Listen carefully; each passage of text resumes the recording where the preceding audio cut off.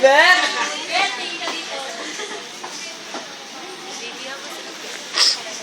I'm ready to have a vlog. Oh God! I'm hungry. I've been running and hiding for almost 3 days. I'm dead tired. I need some rest. But no! They're looking for me. And what if they find me? I will be put to jail. What? Galing ni Erica. Where can I hide? His father was so influential, so powerful, and I happened to kill his son. No. No! Don't accuse me like that. I'm not a murderer. Coincidence. Paano ba tayo? Lagi na lang sila. Nagkakaparehas, no?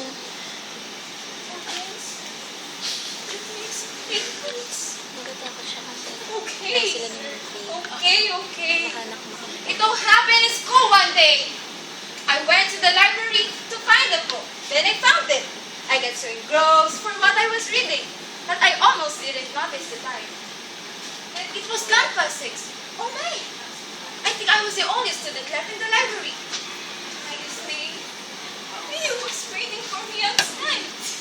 I wanted to hide, but it was too late. He's already in front of me. Galing. Hi, Brenda. Can I drive you home? I shook my head irritatingly. Oh, God. How I hate him.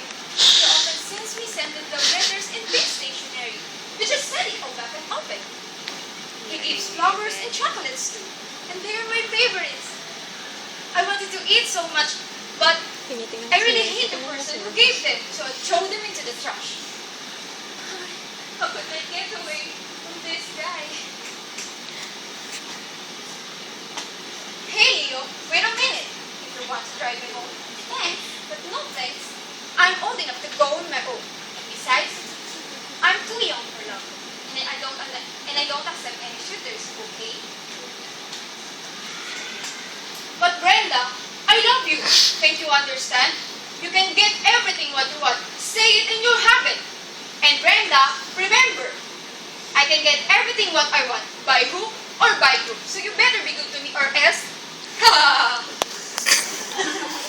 He's such in love with like a monster. I got so scared. But still I insisted. Leo, how can you be such a jerk? I don't like you and I don't love you. In fact, I really, really hate you. So now, will you leave me alone? But instead of leaving, do you know what he did? Do you know what he did? He pushed me on his heart to wall and started kissing me. No! I was shouting for him, but no one was there. Help! No! Help! This was so painful. Oh God! But even before he reached for me again, I spotted a rusty knife and grabbed it. Now, Mr. Leo Monteverde, try to kiss me again, attempt to rape me again, and I will never ever forgive you. I don't know how many times I pushed the rusty knife on his body. Then I noticed something. Blood! Blood! Blood! There's a blood on my head! I can't be here. I can't be here. I'm not a murderess. No! Galing ka. I'm not a murderess. He was going to rape me and I just defended myself. I didn't mean to do it. I didn't leave.